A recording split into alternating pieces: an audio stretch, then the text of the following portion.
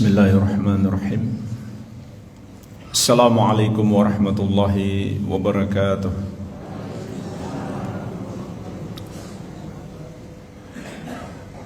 Alhamdulillahi hamdan katsiran thayyiban mubarakan fihi mubarakan alaihi kama yuhibbu rabbuna wa yarda.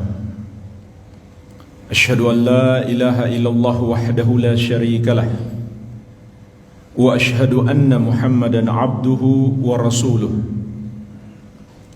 sallallahu alaihi wa ala alihi wa sahabatihi ajma'in wa man tabi'ahum bi ihsanin ila yaumiddin, amma ba'd. Fa ikhwani fid din wa akhwati fillah, kaum muslimin wal muslimat rahimani wa rahimakumullah. Semoga Allah Subhanahu wa ta'ala senantiasa mencurahkan rahmatnya kepada kita sekalian. Sesungguhnya orang yang cerdas, yang berakal sehat, pasti lebih mementingkan akhirat daripada dunia. Sehingga tujuan hidupnya untuk meraih kebahagiaan di akhirat, bukan sekedar kesenangan di dunia ini saja. Allah Subhanahu wa ta'ala mencelah orang-orang yang tidak bisa memikirkan, tidak menggunakan akal sehat, sehingga lebih mementingkan dunia daripada akhirat. Di surat Al-An'am ayat ke-32, Allah Subhanahu wa ta'ala berfirman, "Wa mal hayatud dunya illa la'ibu wa lahwun." Dan tidaklah kehidupan dunia ini kecuali permainan dan kelalaian. Permainan artinya hanya sekedar menyenangkan fisik dalam waktu sesaat. Kelalaian artinya membuat hati lalai. Hati hanya bergembira sebentar saja. Waladdarul akhirah khairul lilladzina yattaqun. Dan sungguh negeri akhirat, kenikmatan yang ada padanya lebih baik bagi orang-orang yang bertakwa. Artinya yang di dunia bertakwa, yang lebih mementingkan akhirat, mereka itulah yang akan mendapatkan kebaikan di akhirat, yaitu surga yang penuh dengan kenikmatan, yang jauh lebih nikmat daripada semua kesenangan dunia.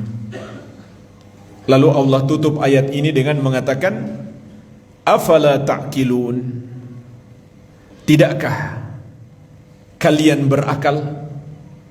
Maksudnya, tidakkah kalian memikirkan dengan akal sehat kalian bahwa akhirat itulah lebih baik dan harus lebih diutamakan? Oleh karenanya, ketika Rasulullah SAW ditanya, wa ayyul mu'minina akyas, ya Rasulullah, orang mukmin manakah yang paling cerdas? Maka beliau bersabda, aktsaruhum lil mauti dzikra wa ahsanuhum lima ba'dahu istidadan, ulaikal akyas. Orang mukmin yang paling cerdas itu adalah yang paling banyak mengingat mati. dan paling baik persiapannya untuk kehidupan setelah mati. Mereka itulah orang-orang yang cerdas. Inilah jemaah sekalian kecerdasan yang sebenarnya. Ingat mati dan melakukan persiapan untuk kehidupan setelah mati. Suatu perumpamaan, kalau kita menghadapi dua tawaran untuk memakan dua jenis makanan. Makanan yang pertama rasanya lezat, nikmat, tapi 5 menit setelah kita makan akan muncul berbagai macam penyakit di tubuh kita. Makanan yang kedua rasanya hambar, nggak enak, bahkan pahit, tapi kita akan merasakan dalam waktu yang lama tubuh kita menjadi sehat. Inilah dua pilihan di hadapan kita, dan semua orang berakal pasti sepakat. Siapa yang memilih makanan yang pertama, dia bodoh.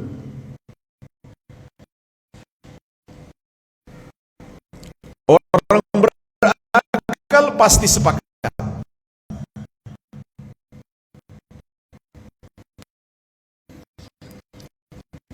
Karena bagaimana mungkin hanya demi kenikmatan saat dia menangguh pandangan, itu bodoh namanya.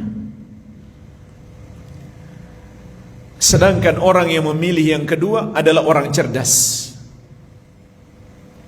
Karena hanya penderitaan sesaat, merasakan makanan yang hambar, yang pahit, tapi setelah itu dia merasakan nikmat yang berkepanjangan.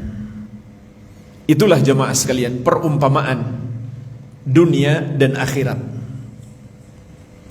Dunia ini kelihatan manis, kelihatan nikmat, tapi kalau kita mengejarnya dan melupakan akhirat, maka kita akan menanggung penderitaan yang berkepanjangan kelak di negeri akhirat. Sebaliknya, kalau kita sabar dengan beban-beban ibadah, dengan pahitnya ketaatan, setelah itu kita akan menikmati surga yang kekal abadi, yang jauh lebih nikmat dari semua kesenangan dunia. Inilah pandangan orang yang berakal, orang yang cerdas. Lebih baik menderita sebentar, kemudian meraih kenikmatan yang abadi. Oleh karenanya Rasulullah SAW bersabda, "Ad-dunya sijnul mu'min wa jannatul kafir." Dunia itu adalah penjara bagi orang yang beriman dan surga bagi orang kafir.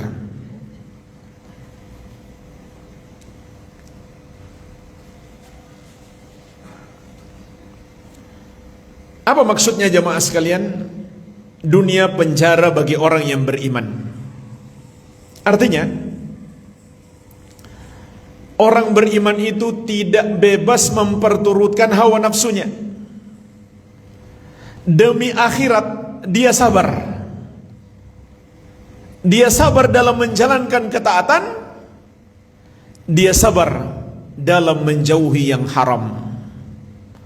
Juga dia sabar menghadapi kesulitan-kesulitan hidup.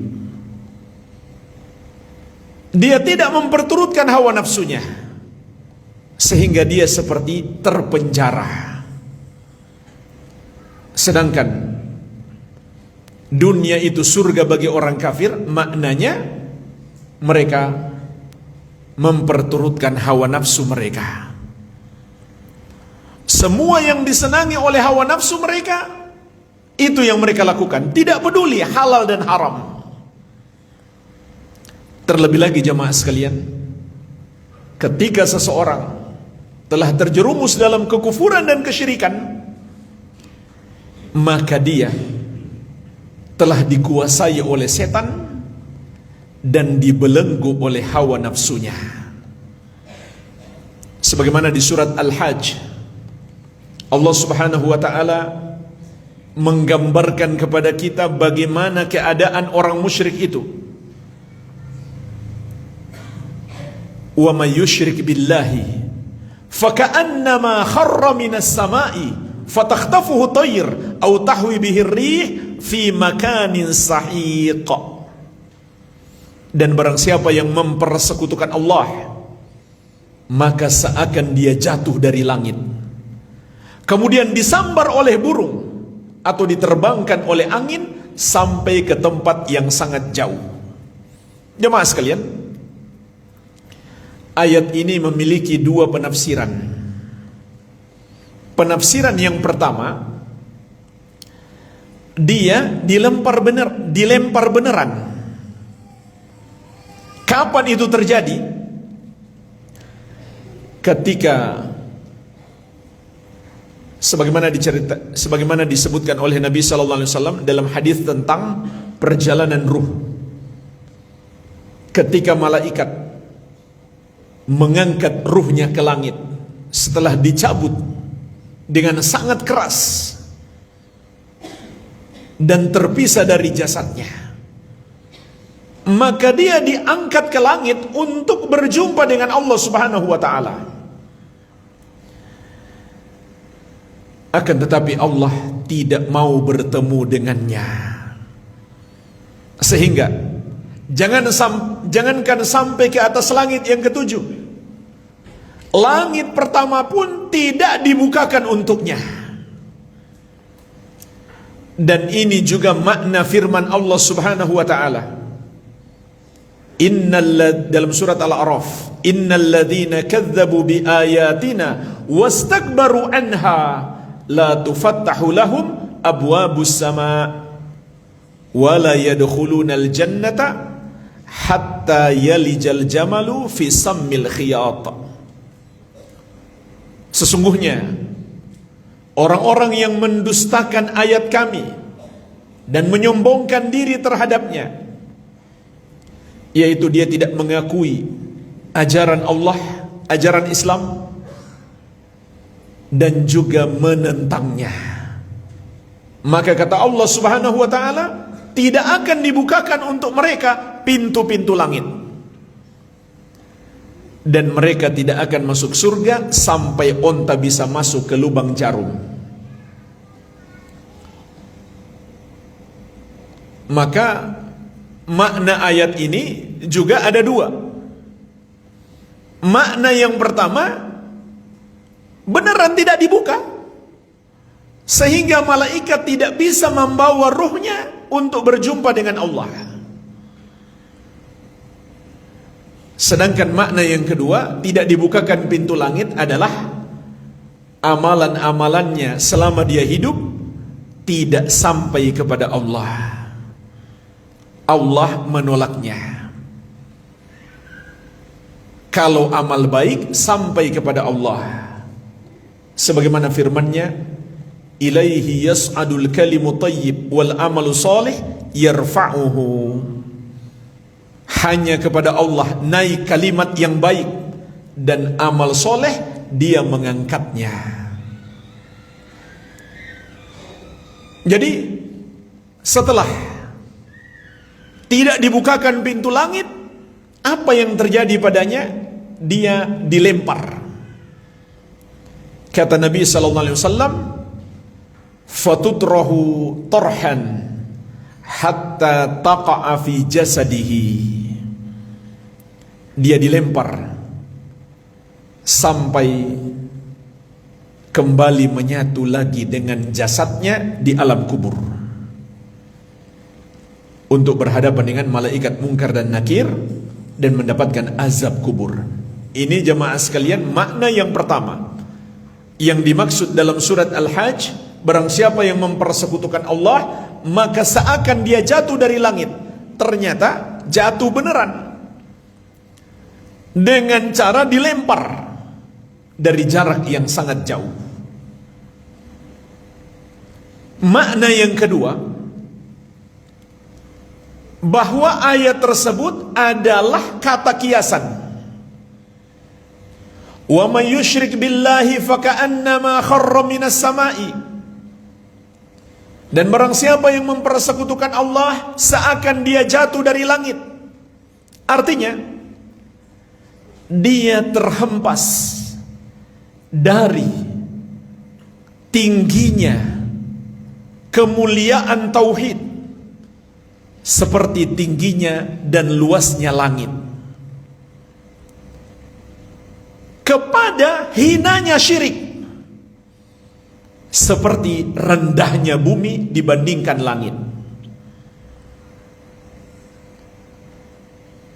Fatakhtafuhu tayr, kemudian dia disambar oleh burung. Ini adalah perumpamaan setan yang menguasainya, seperti seekor burung besar yang kuat dengan kuku-kuku yang tajam yang sudah mencengkramnya, sehingga apapun keinginan setan dia mesti melakukannya. Au tahwi bihi rih fi makanin sahiq, atau dia diterbangkan oleh angin sampai ke tempat yang sangat jauh. Maksudnya adalah dia dikuasai oleh hawa nafsunya, seperti angin yang membawanya kemana saja angin itu bertiup. Itulah perumpamaan orang yang dikuasai oleh hawa nafsu. Apapun yang diinginkan hawa nafsunya, itu dia lakukan. Makanya jemaah sekalian, jangan heran kalau perbuatan orang musyrik, orang kafir itu nggak masuk akal. Hal-hal di luar nalar, tapi mereka sanggup melakukannya.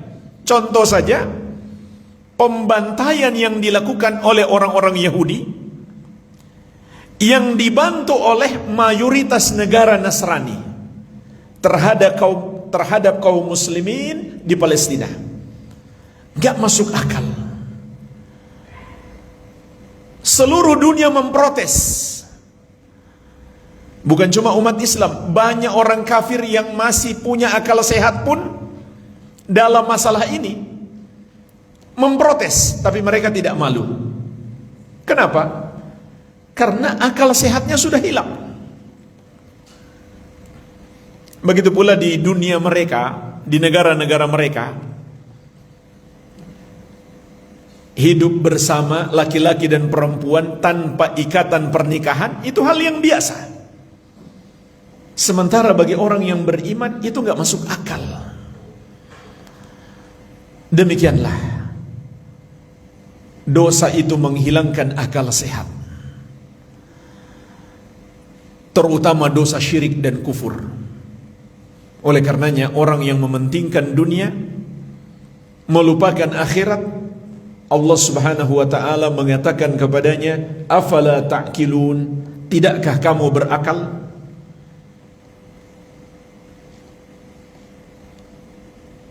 Sehingga jemaah sekalian, di sini kita bisa memetik pelajaran. Kalau kita mengikuti syariat Allah demi meraih surga yang penuh dengan kenikmatan, berarti kita cerdas, berarti kita berakal. Dan sebaliknya, orang yang melakukan hal-hal yang bertentangan dengan syariat, perbuatannya pasti tidak masuk akal sehat. Contoh saja di bulan Muharram ini, ada orang yang menganggap Muharram itu bisa menjadi sebab kesialan. Padahal Muharram itu bulan mulia, dianjurkan memperbanyak amal soleh. Malah sebagian orang takut menikah, padahal menikah itu amal soleh kan. Malah dia takut menikah karena bisa terkena sial. Dan Rasulullah SAW bersabda, "Man raddathu at-tiratu an hajatihi faqad asyrak." Barang siapa yang dihalangi oleh takut sial untuk melakukan hajatnya, maka dia telah berbuat syirik. Dan dia tidak menggunakan akal sehatnya. Nggak masuk akal kan? Hanya karena waktu, lalu bisa memberi pengaruh pada nasib kita. Apa hubungannya? Ada lagi yang bahkan hanya karena angka. Mereka meyakini angka 4 dan angka 13 bisa mendatangkan kesialan. Nggak masuk akal. Apa hubungannya antara angka-angka itu dengan nasib kita? Nggak ada hubungan. Maka orang yang cerdas, tentu dia lebih mementingkan akhirat daripada dunia. Oleh karenanya jemaah sekalian, dalam hadis Ibnu Umar radhiyallahu anhuma yang diriwayatkan Al-Bukhari, Rasulullah sallallahu alaihi wasallam bersabda, "Kun fid dunya ka'annaka gharibun aw 'abiru sabilin." Jadilah engkau di dunia ini seperti orang asing atau seorang musafir. Inilah hakikat kehidupan kita di dunia. Kita hanya orang asing di sini. Nggak ada tuh yang asli pribumi, nggak ada. Kita semua ini pendatang. Kampung halaman kita yang sebenarnya adalah surga. Dari sana ayah kita Adam berasal. Maka hendaklah kita mempersiapkan diri untuk pulang kembali ke kampung halaman. Inilah hakikat hidup kita. Berbekal agar sampai kembali pulang ke kampung kita yang sebenarnya, surga yang penuh kenikmatan, tempat asal ayah kita Adam alaihi salam. Tapi sayang, banyak yang tersesat jalan sehingga terjerumus ke neraka, tidak pernah kembali ke kampung halaman. Suatu hari, ketika Rasulullah SAW bangun dari tidur beliau, di atas tikar milik beliau, maka sahabat pun melihat ada bekas tikar itu di tubuh beliau. Maka para sahabat sangat sedih melihat kondisi kehidupan Nabi SAW. Mereka pun mencoba untuk menawarkan kepada beliau kasur yang empuk. Apa jawaban Nabi SAW? Mali wa malid dunya. Ada urusan apa aku dengan dunia ini? Maksudnya, sudahlah, itu gak penting. Kalian gak usah khawatir. Kalian gak perlu fikirkan itu. Itu gak pengaruh kepada saya. Gak ada masalah. Lalu beliau bersabda, "Ma ana fid dunya illa karakibin istadalla tahta syajaratin thumma raha wa tarakaha." Tidaklah aku di dunia ini kecuali hanya seperti seorang musafir yang mampir sejenak di bawah sebuah pohon, beristirahat sebentar, kemudian dia kembali melanjutkan perjalanan. Itulah jemaah sekalian perumpamaan kehidupan kita di dunia. Hanya seperti orang yang mampir sejenak, beristirahat di bawah sebuah pohon. Tidak lama kita akan pergi meninggalkan kehidupan dunia ini. Semakin berlalu waktu dalam hidup kita, seharusnya kita petik pelajaran. Tahun berganti, waktu berubah, seharusnya kita ambil hikmah. Apa pelajaran? Apa hikmahnya? Jatah hidup kita semakin berkurang. Makanya aneh kalau ada orang yang merayakan ulang tahun. Ini termasuk gak masuk akal, tapi banyak orang yang melakukannya. Apanya yang mau dirayakan? Jatah hidupnya makin berkurang, mendekati kematiannya. Bertambah umurnya berarti semakin habis waktu kehidupannya di dunia. Gak lama lagi masuk kubur. Apanya yang mau dirayakan? Belum lagi kalau dosa-dosa banyak, amalan sedikit. Apanya yang mau dirayakan? Belum lagi hutang banyak. Merayakan ulang tahun, belum bayar hutang. Bahkan jamaah sekalian, para ulama salaf mengatakan, orang yang punya hutang gak pantas makan daging. Maksudnya, gak pantas dia makan makanan yang mahal. Bayar dulu hutangnya. Untuk kebutuhannya cukup makanan pokok saja. Sekedar bertahan hidup, jangan dia cari makanan yang mewah, makanan yang mahal. Itu gak pantas. Hutang banyak masih merayakan ulang tahun. Dan itu juga termasuk tasyabbuh, menyerupai orang-orang kafir. Rasulullah SAW mengingatkan kita, man tasyabbaha biqaumin fahuwa minhum. Barang siapa menyerupai suatu kaum, maka dia bagian dari mereka. Dan juga jamaah sekalian, hari perayaan dalam Islam itu sudah ditentukan, nggak boleh kita tambah. Oleh karenanya ketika Nabi SAW tiba di kota Madinah, melihat masyarakat kota Madinah memiliki 2 hari perayaan, maka beliau melarang semua bentuk perayaan apapun. Beliau bersabda, innallaha qad abdalakum bihima khairan minhuma yaumal adha wa yaumal fitri. Sesungguhnya Allah sudah menggantikan 2 hari perayaan kalian ini dengan yang lebih baik darinya, yaitu Idul Adha dan Idul Fitri. Jadi merayakan hari yang dianggap spesial itu sama dengan menambah-nambah di dalam agama. Karena hari perayaan di dalam Islam ditentukan oleh syariat. Sehingga Nabi SAW melarang semua perayaan apapun ketika itu selain yang ditetapkan oleh syariat.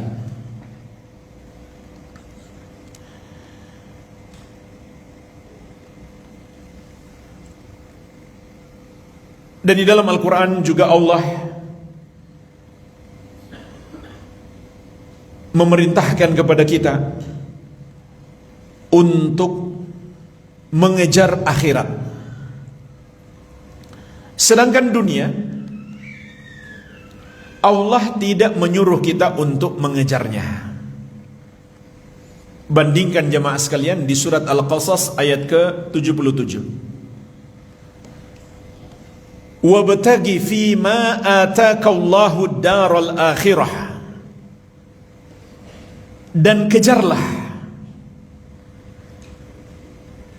negeri akhirat, yaitu kenikmatan padanya dengan apa yang Allah anugerahkan kepadamu. Maksudnya nikmat umur, nikmat harta yang Allah berikan kepada kita itu gunakan untuk mengejar akhirat. Wala tansa nasibaka minad dunya, dan jangan kamu lupakan bagianmu di dunia. Lihat jemaah sekalian, perbedaan antara akhirat dan dunia dalam ayat ini. Akhirat Allah suruh kejar dengan menggunakan anugerah yang Allah berikan kepada kita. Sedangkan dunia Allah hanya mengatakan jangan lupakan bagianmu di dunia. Artinya kamu boleh menikmati dunia, memakan makanan yang kamu sukai, meminum minuman yang kamu sukai, dan lain-lain. Silahkan, selama itu halal. Jadi akhirat diperintahkan oleh Allah untuk dikejar, sedangkan dunia Allah mengatakan cukup jangan lupakan. Tapi yang terjadi pada banyak orang adalah kebalikannya. Dunia dikejar habis-habisan, akhirat cukup jangan lupakan. Dan itu pun mungkin kita melihat sudah bagus daripada enggak mementingkan akhirat sama sekali, daripada tidak peduli dengan akhirat sama sekali. Seperti orang tua yang menasihati anaknya, "Nak, kejarlah cita-citamu. Kalau pingin jadi pengusaha sukses, belajar yang sungguh-sungguh, belajar ilmu bisnis. Kalau ingin menjadi politikus yang sukses, kejar cita-citamu. Harus banyak ikut organisasi. Jangan sia-siakan waktumu. Pokoknya kejar setinggi langit cita-citamu. Tapi jangan lupa sholat." Bagus gak nasihatnya? Bagus atau tidak? Daripada nggak sholat itu bagus. Tapi kalau dibandingkan dengan apa yang Allah perintahkan, masih tidak bagus. Harusnya dibalik. Kejar sholatmu, puasamu, ilmu agamamu, sungguh-sungguh belajar. Hadiri setiap majelis ilmu. Kalau di majelis ilmu jangan tidur, jangan main HP, jangan ngobrol, bersungguh-sungguh. Tapi jangan lupa kuliahmu ya. Jangan lupa belajar bahasa Inggris dan lain-lain. Harusnya seperti itu. Jangan dibalik. Dunia disuruh kejar, akhirat cukup jangan lupakan. Padahal dalam Al-Quran Allah suruh kejar akhirat, dan dunia cukup jangan dilupakan. Oleh karenanya jemaah sekalian, tidak tepat ungkapan sok bijak bahwa kita harus 50-50. Gimana caranya 50-50? Sementara akhirat Allah suruh kejar, dunia cukup jangan dilupakan. Jadi harusnya akhirat lebih utama. Itu pun jamaah sekalian, andai kita berusaha 50-50, ternyata tidak mudah. Justru lebih banyak kita cenderung kepada dunia. Tapi kalau orang yang berilmu, amalan dunia pun dia bisa jadikan jembatan untuk akhirat. Makanya ada penafsiran lain, wala tansa nasibaka minad dunya, jangan kamu lupakan bagianmu di dunia. Ini ada penafsiran lain. Sebagaimana disebutkan oleh Imam At-Tabari rahimahullah dalam tafsir beliau dari Ibnu Abbas radhiyallahu anhuma, beliau mengatakan, la tatruk an ta'mala lillah fid dunya. Maksud ayat ini, jangan kamu tinggalkan untuk beramal karena Allah di dunia. Artinya jemaah sekalian, amalan duniawi pun kita bisa dapat pahala darinya. Caranya gimana? Niatkan karena Allah, niatkan untuk ibadah. Contoh, kita pergi bekerja agar bisa mendapatkan gaji di awal bulan atau di akhir bulan.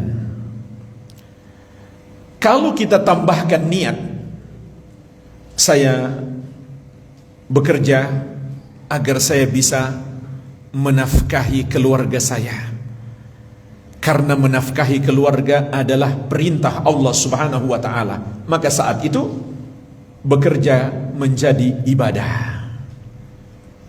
Kalau kita tambah niat lagi, agar saya punya harta untuk bersedekah kepada orang miskin, pahala kita bertambah. Kalau kita tambah niat lagi, saya juga ingin membantu dakwah, pahala kita bertambah. Kalau kita tambah niat lagi, insya Allah saya juga akan membangun masjid, bahkan membangun pondok pesantren, pahala kita bertambah. Kalau kita tambah niat lagi, saya mau haji dan umrah, maka saya kumpulkan uang, pahala kita bertambah. Bahkan sekedar bekerja untuk menafkahi diri sendiri, kalau kita niatkan untuk menaati perintah Allah, karena Allah yang menyuruh kita bekerja, dan ittiba kepada Nabi SAW, karena beliau yang menyuruh kita bekerja, itu saja kita sudah dapat pahala. Tapi kalau kita nggak niat apa-apa, ya hukumnya mubah, kita nggak dapat apa-apa juga, meskipun kita tidak juga berdosa. Jadi dalam aktivitas dunia pun bisa kita jadikan untuk meraih pahala di akhirat. Itulah yang dilakukan seorang muslim, sehingga aktivitas dunianya tidak sia-sia.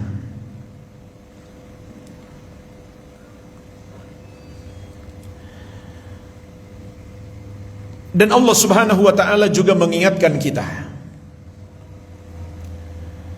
tentang orang-orang yang berhijrah hanya di tepian. Mereka adalah orang-orang yang memiliki sifat kemunafikan. Apa maksudnya berhijrah tetapi hanya di tepian? Dia taat kepada Allah Subhanahu wa ta'ala kalau dunianya dicukupi oleh Allah. Ketika dia merasa dunianya kurang, dia hidup miskin, tidak tercukupi, dia pun meninggalkan ketaatan kepada Allah Subhanahu wa ta'ala. Padahal itu ujian dalam berhijrah. Apakah hijrah kita karena dunia atau karena Allah? Ada orang yang katanya meninggalkan riba, maka berhijrah kepada sistem syariah. Tapi sayang, setelah hijrah ke sistem syariah, bisnisnya malah mundur, malah bangkrut. Dia pun kembali meninggalkan sistem syariah, kembali kepada riba. Ternyata dia hijrah ke sistem syariah supaya bisnisnya tambah maju, bukan supaya selamat di akhirat.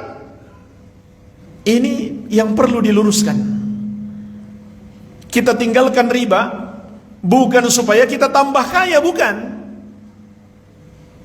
tapi supaya rezeki kita diberkahi walaupun sedikit. Kalaupun Allah tambah kaya, maka itu hanya bonus saja.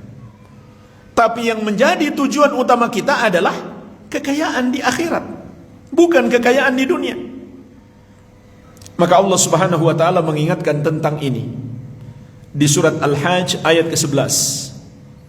Wa minan nasi may ya'budullaha ala harfin. Dan di antara manusia ada orang yang beribadah kepada Allah di tepian. Apa maknanya? Dalam lanjutan ayat, fa in asabahu khairun itma'anna bih, apabila dia mendapatkan kebaikan, maksudnya kebaikan dunia, dicukupi makannya, minumnya, hartanya, maka dia merasa tenang, dia tetap beribadah. Wa in asabathu fitnatun inqalaba ala wajhihi,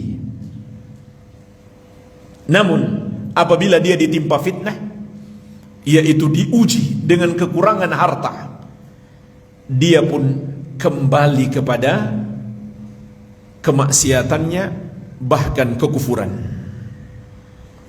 Khasirat dunya wal akhirah, maka dia merugi dunia dan akhirat. Dzalika huwal khusranul mubin, maka itulah kerugian yang nyata. Ayat ini jemaah sekalian berbicara tentang sifat orang munafik. Hijrahnya karena dunia saja, hijrahnya hanya di tepian.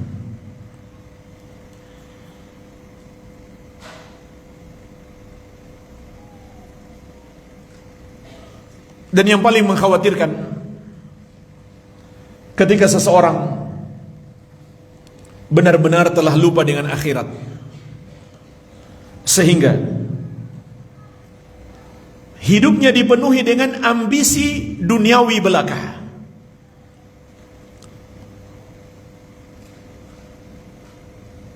maka dunia pun menjadi tujuan utamanya. Apa yang Allah akan timpakan kepadanya? Dalam hadis yang diriwayatkan Imam At-Tirmidzi dari Anas bin Malik radhiyallahu anhu, Rasulullah sallallahu alaihi wasallam bersabda,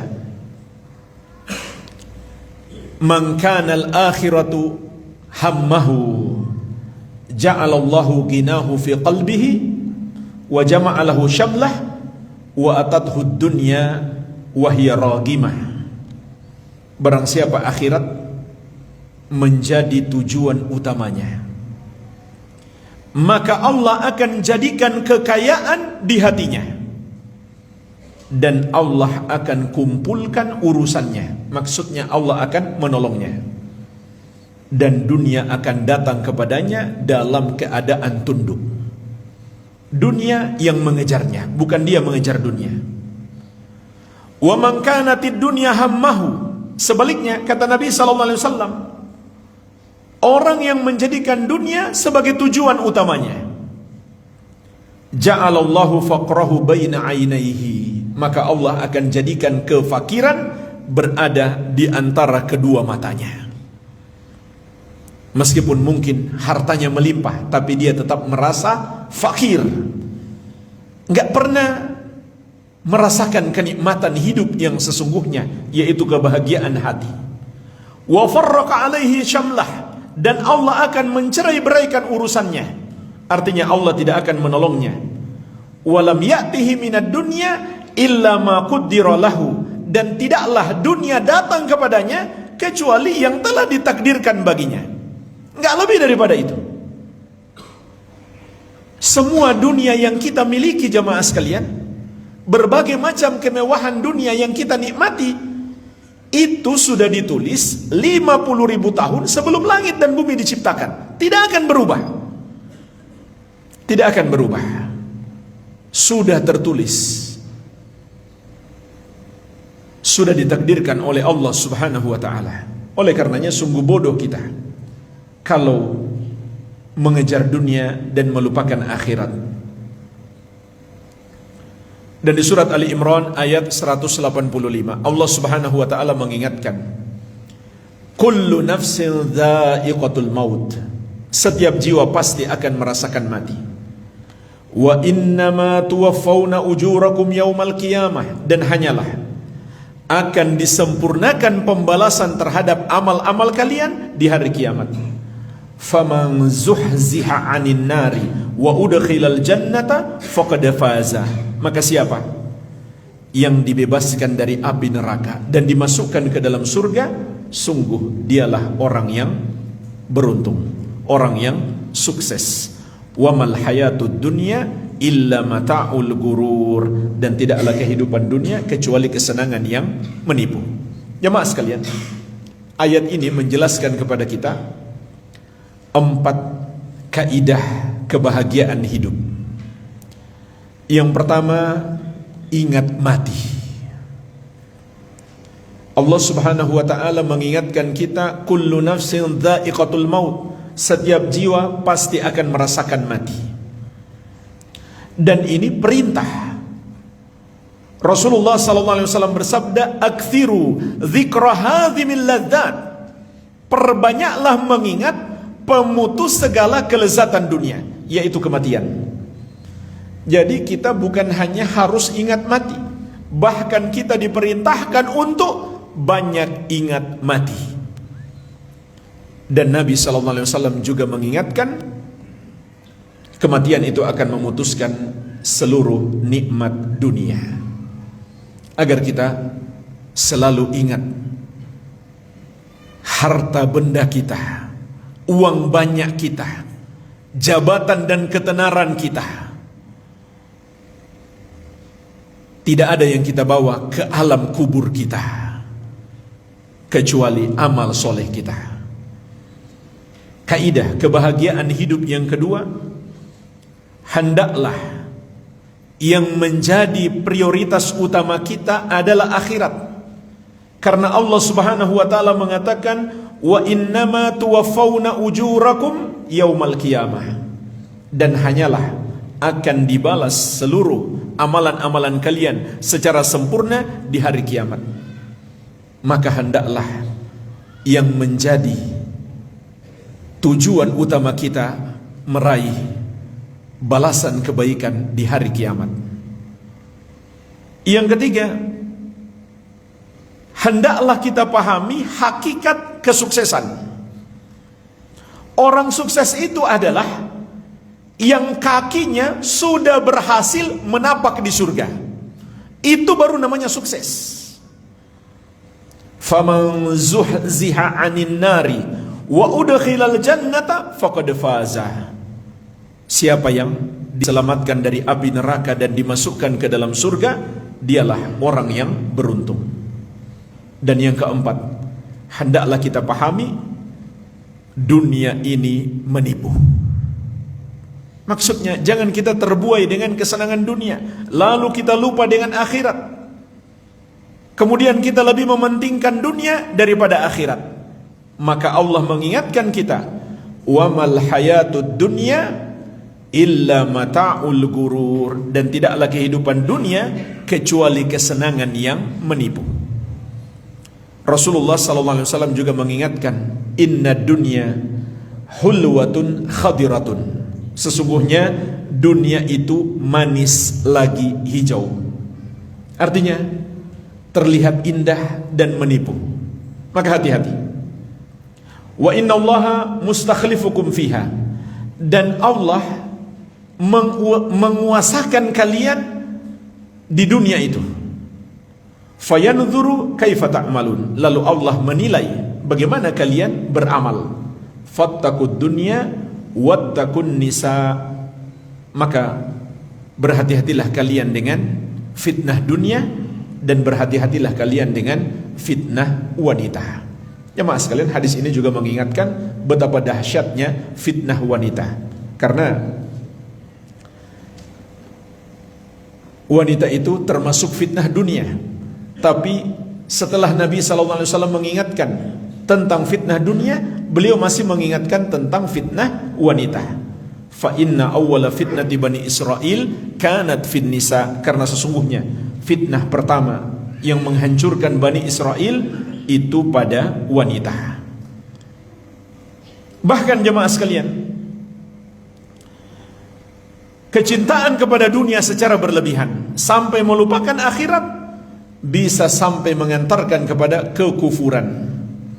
Dalam hadis yang diriwayatkan Imam Muslim dari Abu Hurairah radhiyallahu anhu, Rasulullah sallallahu alaihi wasallam bersabda, badiru bil a'mali fitanan, bersegeralah kalian untuk melakukan amal-amal kebaikan sebelum datang fitnah-fitnah. Kaqita'il lailil muzlim, yang akan datang seperti potongan-potongan malam yang kelam.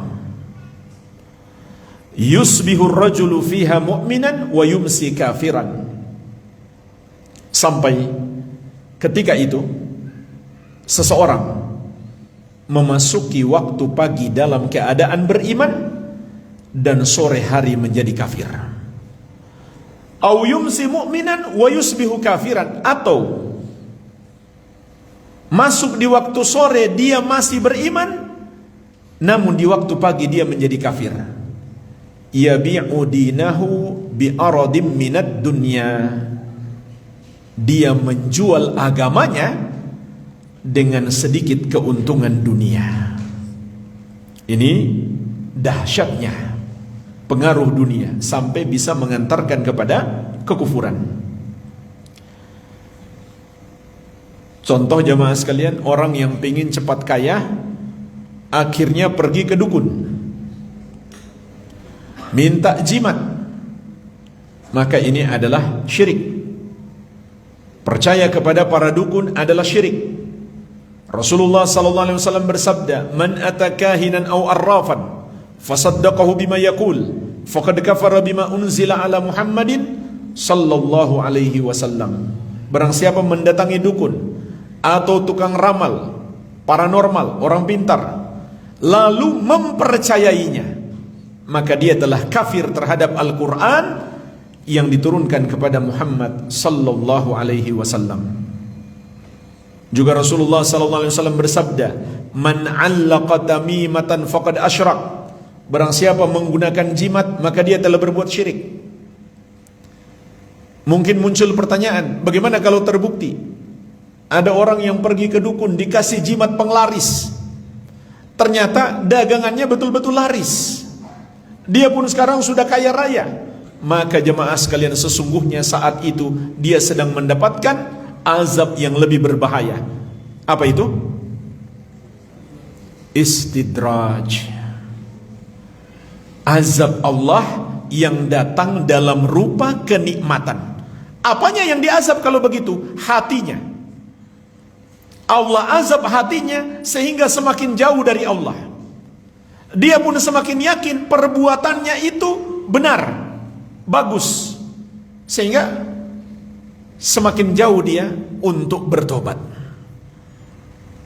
Sebagaimana Rasulullah sallallahu alaihi wasallam mengingatkan, "Idza ra'aitallaha yu'til 'abda minad dunya 'ala ma'asihi ma yuhib fa innama huwa istidrajun."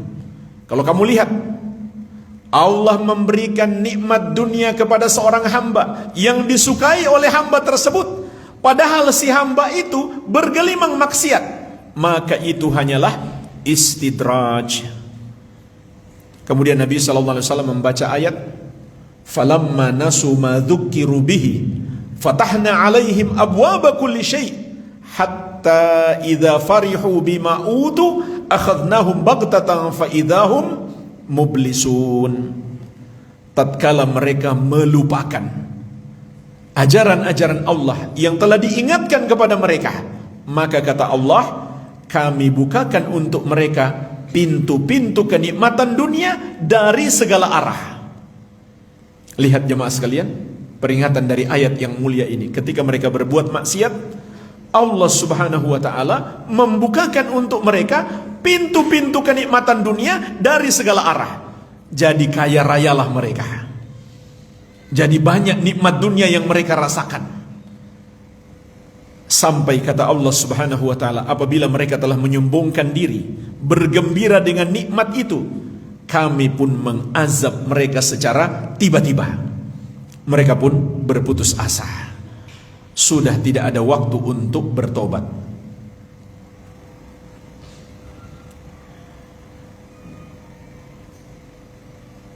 Juga jemaah sekalian,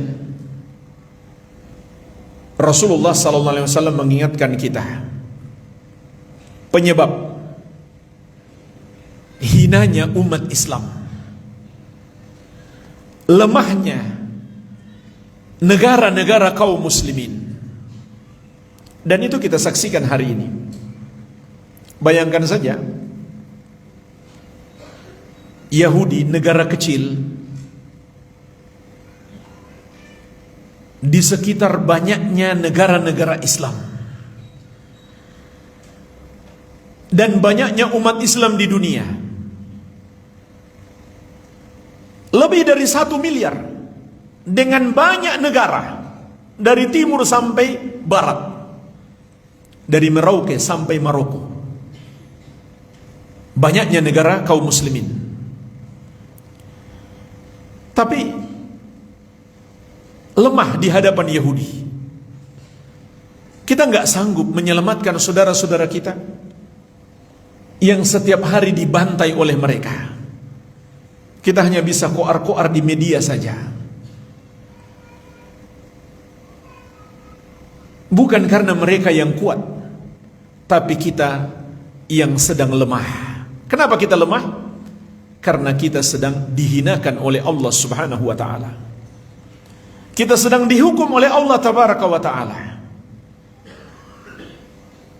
Sebagaimana diingatkan oleh Rasulullah sallallahu alaihi wasallam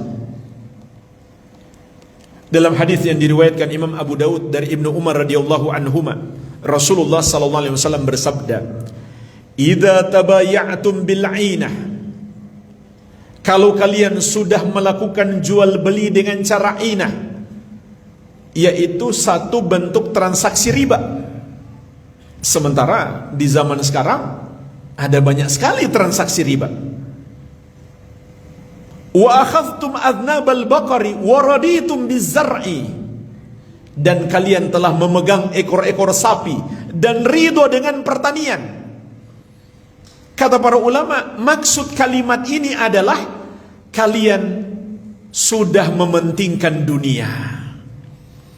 Jadi ini kata kiasan. Memegang ekor-ekor sapi dan ridho dengan pertanian. Sapi adalah peternakan. Maka ini adalah suatu kata kiasan yang menunjukkan kita sudah terbuai dengan kesenangan dunia.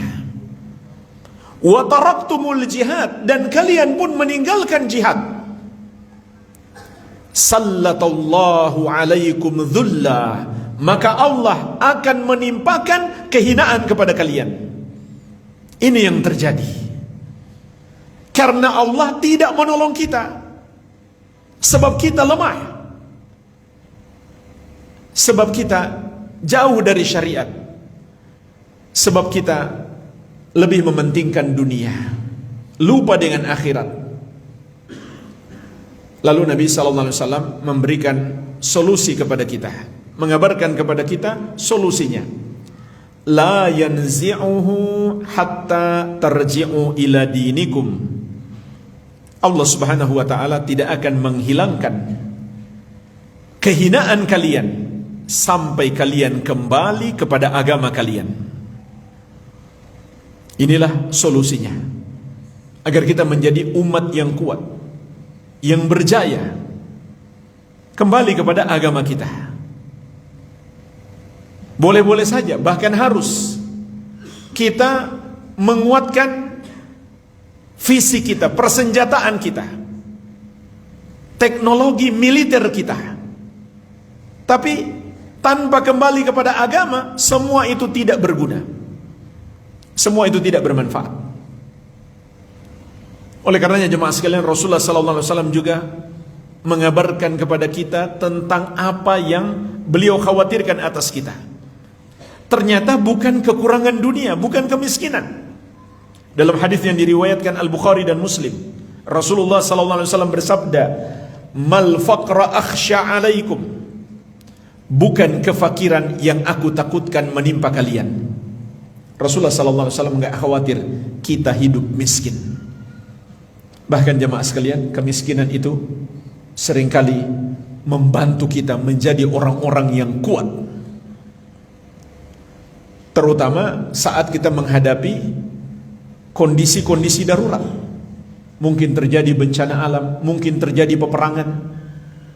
Itu orang-orang kaya biasanya yang hidup nikmat akan sangat menderita ketika tiba-tiba kekayaannya hilang semuanya, kena bom, hancur, atau terbawa air tsunami. Kita nggak tahu, mungkin ada berbagai macam musibah ke depan. Kalau kita sudah biasa hidup sulit, akan mudah kita menghadapi hal-hal seperti itu. Oleh karenanya juga jemaah sekalian, termasuk sunnah, meskipun kita berkecukupan, sekali-kali kita rasakan hidup yang sulit. Sehingga ada sunnah, terkadang kita berjalan kaki tanpa menggunakan sandal. Ini sunnah, biar kita rasakan sedikit kerasnya hidup. Meskipun kita hidup berkecukupan, jangan terlalu manja hidup ini. Nabi SAW tidak khawatir kita jatuh miskin, hidup dalam kefakiran. Beliau menegaskan, mal faqra akhsha alaikum, bukan kefakiran yang aku takutkan menimpa kalian, walakinni akhsha an tubsatad dunya alaikum, akan tetapi justru yang aku takutkan kenikmatan dunia dibentangkan untuk kalian. Kama busitat ala man kana qablakum, sebagaimana telah dibentangkan kepada umat-umat sebelum kalian. Fatanafasuha kama tanafasuha, maka kalian pun berlomba-lomba mengejar dunia sebagaimana mereka berlomba-lomba mengejar dunia. Fatuhlikakum kama ahlakathum, maka dunia itu membinasakan kalian sebagaimana telah membinasakan mereka.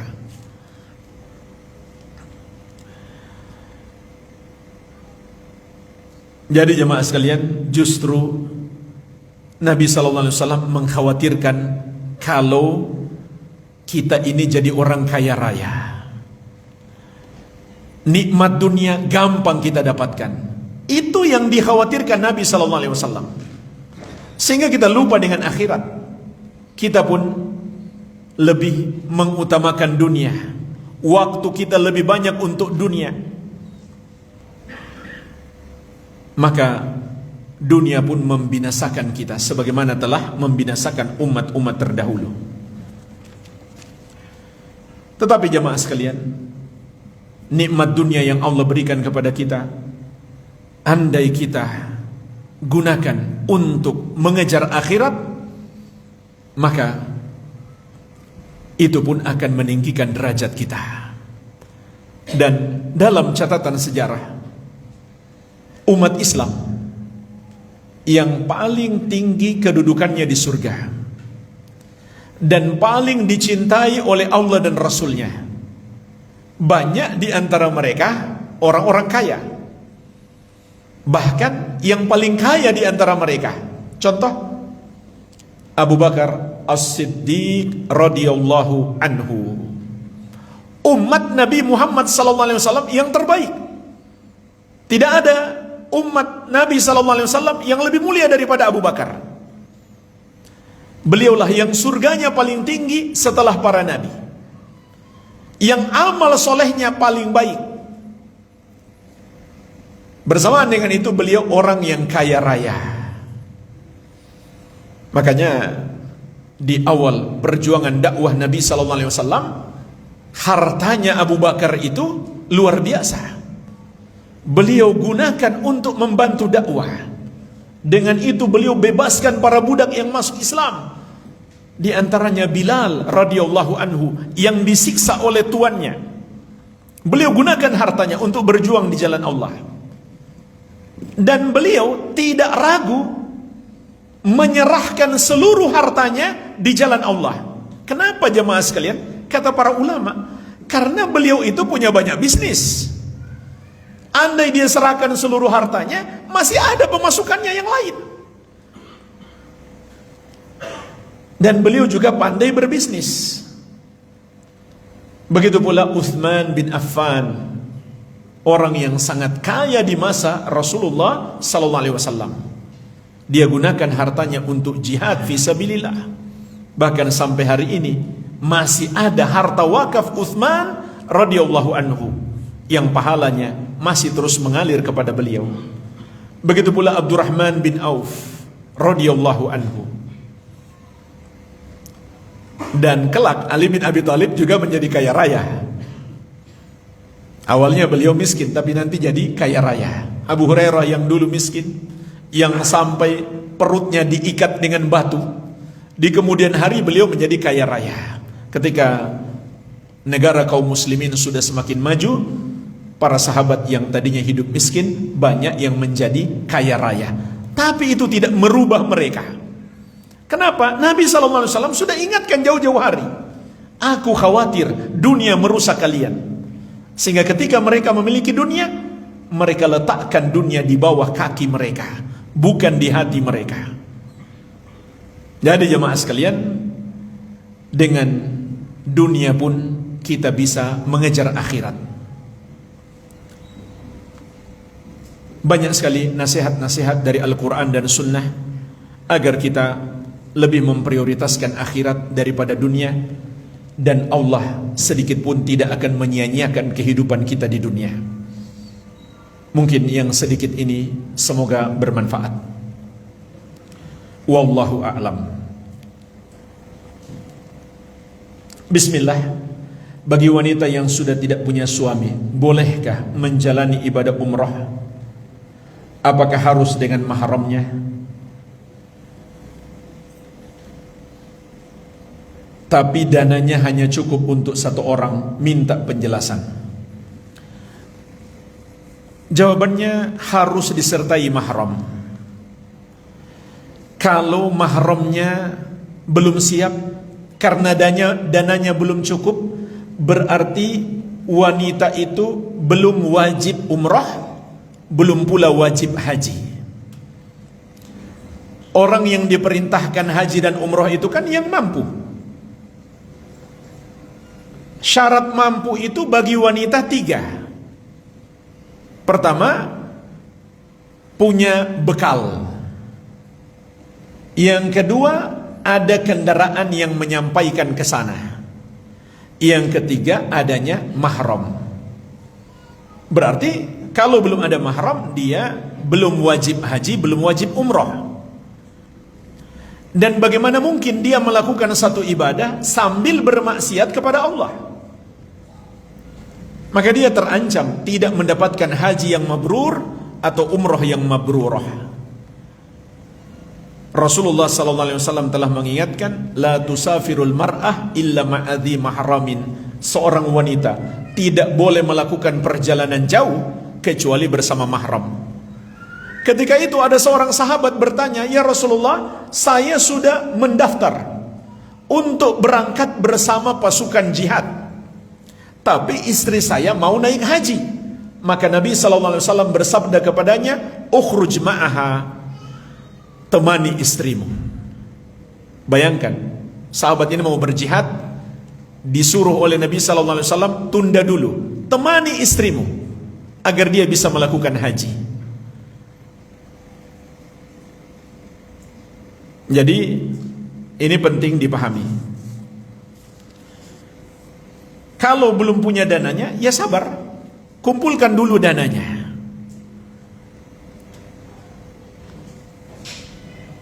Sudah terkumpul dana, belum juga ada mahram, belum juga ada suami yang menikah.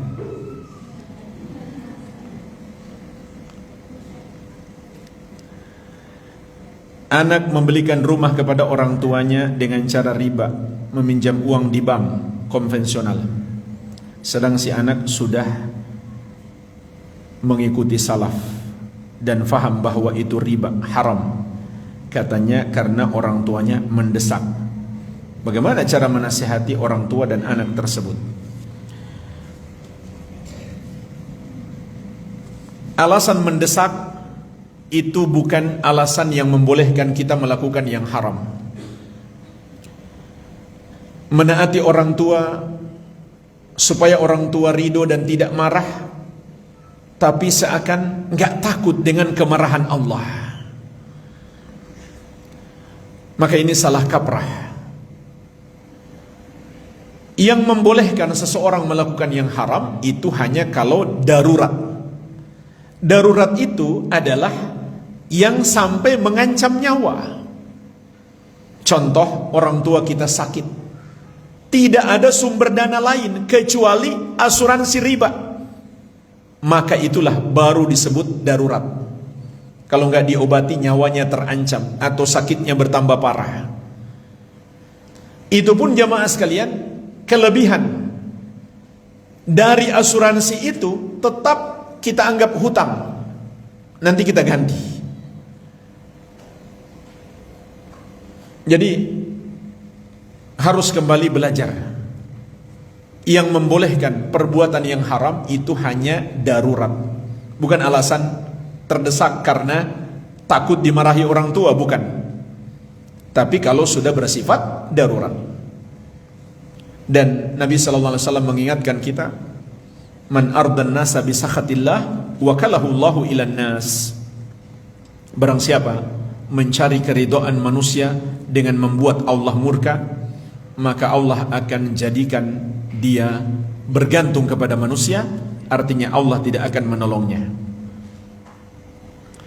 Apakah yang lebih utama, amalan ibadah umroh atau ibadah haji? Karena haji masa tangguhnya lama.